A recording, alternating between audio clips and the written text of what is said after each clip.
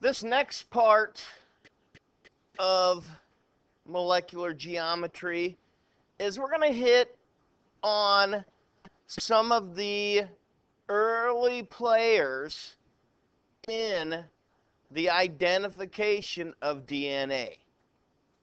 So we're going to talk about the history of DNA and what led us to discover DNA as you and I know it. So we're going to talk about some people, and you should know these people and their contributions to the discovery of DNA. So our objective is to learn how DNA was discovered and to know some of these people that were involved in discovering DNA and some of the experiments that they have done during the discovery of DNA. So this is titled The History of DNA.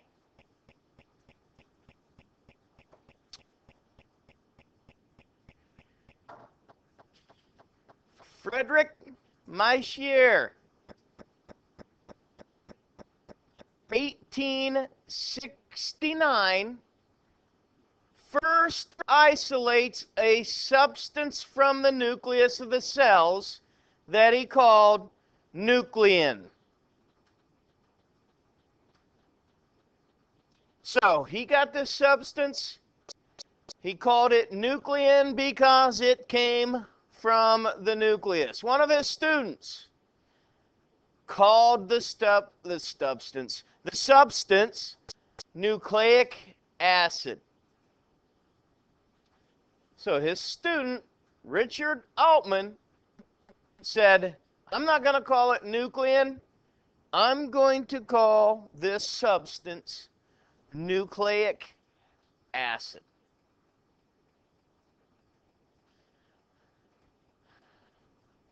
Next came an individual named Frederick Griffith, 1928. Okay, 1928. So about 50 years later, around, Frederick Griffith carried out an experiment dealing with pneumonia bacteria in mice. Okay, pneumonia bacteria in mice. He found that something in a heat-killed virulent bacteria could be transferred to a live, harmless bacteria and make them virulent. Now, what does that mean? Okay? What does that mean? I'm going to show you here when we talk about the diagram what virulent means. Okay? But the main thing that Griffith found is that one strand could be changed to another strand. One strand of the bacteria could be transformed, could be changed into another strand. So you've got a diagram in your book, in your interactive notebook, that looks something like this. And here's how Griffith did his experiment. All right? He came up and he said, here is strand R, and he called it strand R because it was a rough strand. Okay? Look at those, how rough the outsides are compared to how smooth those are. This was a rough strand. It was non-virulent, meaning it did not hurt the mouse. So if you look, this non-virulent strand of bacteria, when he injected it into the mouse, nothing happened. The mouse was fine. Here is the virus, the virulent strand. Okay, it was the smooth strand, so he called it strand S. So he took this virulent strand, injected it into the mouse. Look what happened to the mouse. The mouse died. So that virus killed that mouse. Next, he took the smooth virulent strand and he heated it. When he heated it, it killed, it killed the virus. When he injected that into the mouse, guess what? The mouse was fine. So he said, whatever it was that killed the mouse, by heating that virus, destroyed it. So that mouse was still healthy. And finally, he mixed some of the rough strand R and the heat-killed smooth strand. Once he mixed those two, neither one of those should have killed that mice, should it? Should have killed that mouse. Because if you look over here, here's one of them, healthy mouse. Here's another one, healthy mouse. So when he mixed those two, nothing should have happened to the mouse, should it? Well, what happened is the mouse died. And when he analyzed the blood sample from the dead mouse, he found live strands of the bacteria. So he said, there's something that took this live, non-virulent strand and converted it into the deadly virulent strand. Something happened to convert that, to transform it into the deadly strand. Okay? So, we went on. We went on to a gentleman called Oswalt Avery. Oswalt Avery. He continued to do some work with what Griffin found. With Griffith's findings, hoping to determine what caused the non-virulent strand to turn virulent. So he was trying to determine what caused that to change. So he took some different things. He took proteins. He took carbohydrates. Okay? He took nucleic acids. And he applied them to the non-virulent bacteria. And what he found is that nothing happened with the proteins. Nothing happened with the carbohydrates. Nothing happened. But when those nucleic acids, which what we now know is to be DNA, that was what caused the change. So, if you look, right here's Oswalt Avery, picture of him. If you look, here is the strand. Okay, here's the S strand. That is the smooth, that's the virus right there. So what he did is he took polysaccharides, which are carbohydrates. Okay? Poly means many, saccharide sugars. Okay, many sugars. Carbohydrates. He took carbohydrates from the virus, put them into the R cells, nothing happened. He took lipids. Okay? He took lipids from the smooth cells, put them into the rough cells, nothing happened. He took RNA, once again, put it into the rough cells, nothing happened. He took proteins. He took proteins from the virulent cell and put it in to the rough cell. Once again, nothing happened. Now, when he took DNA, When he took DNA and put it into the rough cell, guess what? It started producing, he started seeing them transform from rough cells to the virus. Okay? So it led him to believe, Avery said, well, whatever's causing it to transform, it's not proteins, it's not RNA, it's not lipids, it's not polysaccharides, it's not carbohydrates. It is something in this nucleic acid, this DNA, causes the non-virulent strand to turn virulent. Okay? The non-virus to become a virus. And that leads us to a discussion about Erwin Chargaff. Okay? Erwin Chargaff. We're going to talk about Chargaff's rule. Okay? He's got his own rule he named after himself. What Chargaff did is he studied DNA in hopes to try to provide us with some clues about the deoxyribonucleic acid. Okay? And if you remember, let's review a little bit about DNA. Okay? What can you tell me? Who can tell me one thing about the structure of DNA? Lewis? It is a double helix. Good.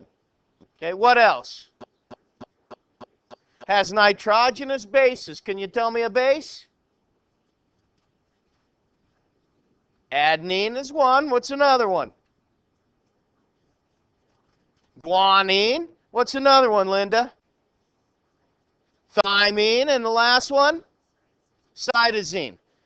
Adenine, guanine, cytosine, thymine. What else?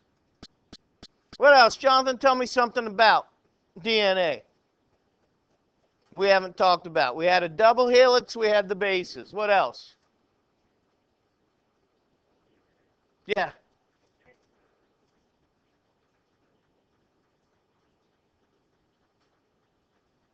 Flip it back a page. Get a little help.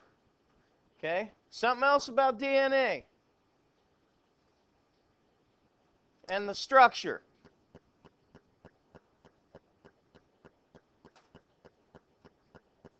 Anyone? What do you think, Sydney? Help him?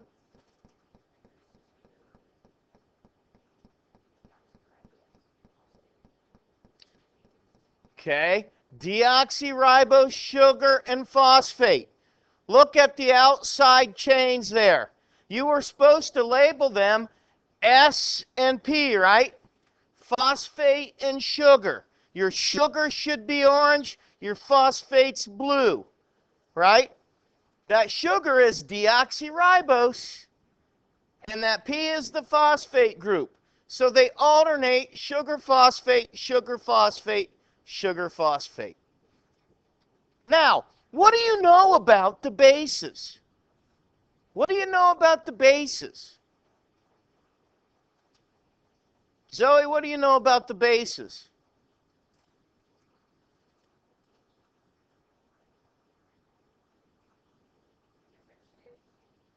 They're different shapes, right? What do we call their shapes? What do we call those?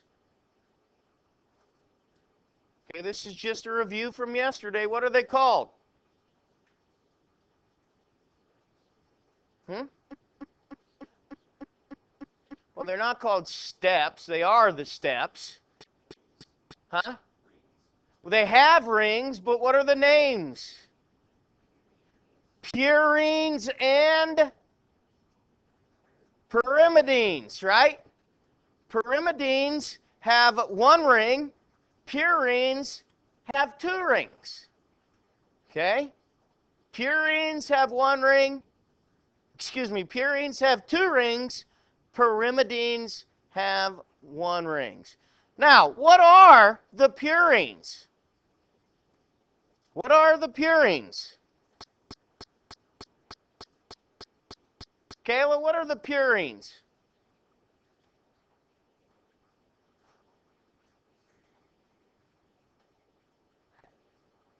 Adenine and guanine.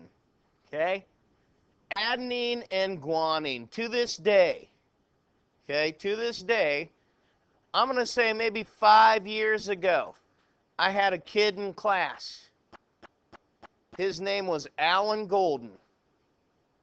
I don't know if you know him or not. Lives in Montezuma. Alan Golden was his name, and he told me, AG, Alan Golden, he said, Alan Golden is pure.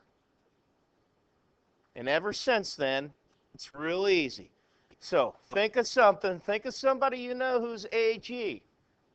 Okay? AG. They're pure. Okay? Adenine and guanine are purines. Okay? That means that, what are the other ones? Thymine and cytosine have to be pyrimidines, right? So if you remember AG is pure, then you know that adenine and guanine are purines, cytosine and thymine are pyrimidines. Now, Chargaff was looking, trying to find some clues about that structure that we just talked about. And he discovered that there were always equal amounts of adenine and thymine. And that there were always equal amounts of cytosine and guanine.